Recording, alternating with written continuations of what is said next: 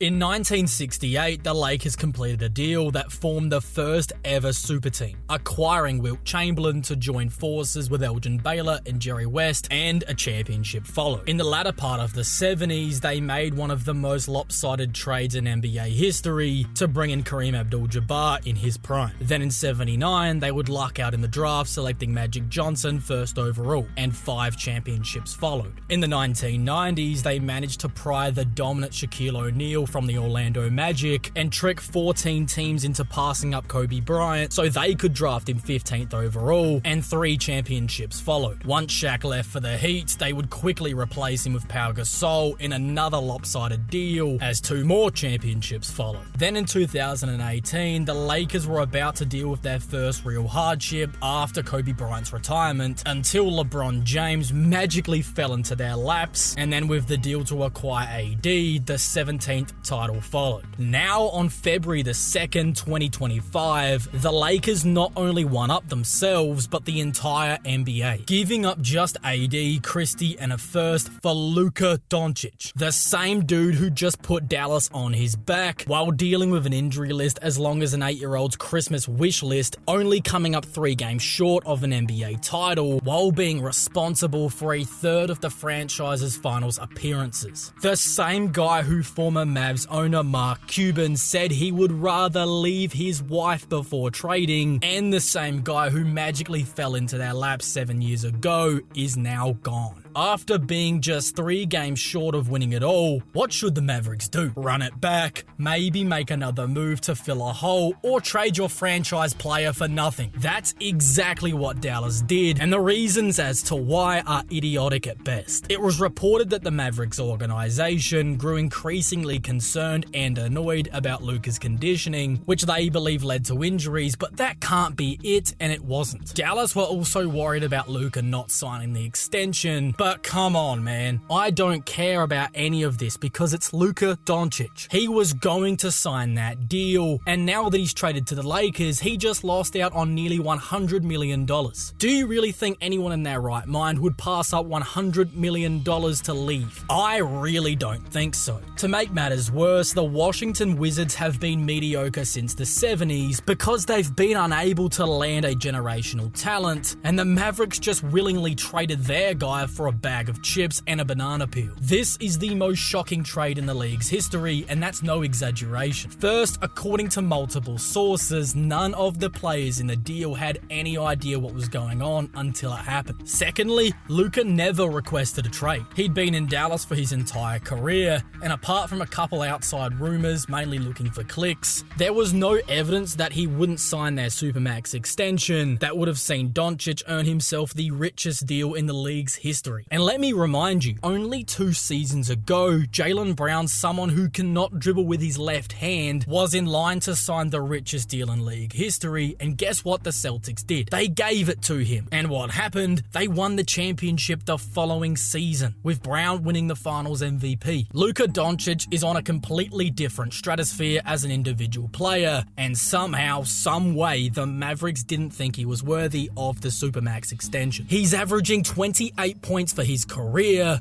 which is the 3rd highest mark in NBA history, behind only Michael Jordan and Wilt Chamberlain. How is this guy not worth a Supermax extension? Then to add to that, Dallas just traded a top 5 player in the NBA without even shopping him around, not allowing the other 28 teams in the NBA to bid for him, where they most certainly would have gotten a larger trade package in return for a player as good as Luka. Just for a second, try and envision a package they could have received in return for the 25-year-old Luka Doncic in his prime. If the Knicks had to hand over 5 first-round picks for Mikal Bridges, what on earth could they have gotten for Luka? Probably a franchise's entire draft capital, plus multiple good players, leaving whatever team traded for him with absolutely nothing but Luka, and that would have been absolutely worth it. That's how good this guy is. The Mavericks were not only fleeced, but they were robbed in broad daylight. But let's get to the point of this video, and and that's the Los Angeles Lakers. I would have never thought in a million years that LeBron James would possibly finishing his career with Luka Doncic as a teammate. The Lakers have perfectly cheated the system, killing two birds with one stone. The AD-LeBron tandem, although it had its great moments over the last couple of years, including a championship, it was clear that it had run its course, and LA was staring down the barrel of irrelevancy for at least the next 5 to 10 seasons in the post-LeBron era. As much as the Lakers loved AD, the thought of building a championship team around him without LeBron was an idea they didn't have much faith in, and even if they did, they would have had a very short window to do so, given the fact that AD's already in his early 30s. But all of a sudden, out of the shadows, they land Luka Doncic. This trade is not only one that's going to go down in NBA history, but it also completely solves every issue the organization was facing. They now have a new face of the franchise who could potentially help LeBron to end his career playing competitive basketball. And not only that, but they've now also figured out what the post-LeBron era will hold, and that's going to be the Luka Doncic era in Los Angeles. Luka Doncic just came off a season where he barely fell short of winning the MVP, averaging 34 points, 9.2 rebounds, and 9.8 assists per game, taking his team all the way to the NBA Finals. Now in the short term, I do have concerns about how his game will mesh with LeBron's, as minus athleticism, they're basically the same prototype as a player. Both guys being on-ball floor generals with their passing and scoring. For the first time in the career of LeBron James, he isn't going to be the best player on his team, or even have an argument for that title. Starting from the first game they share the court together,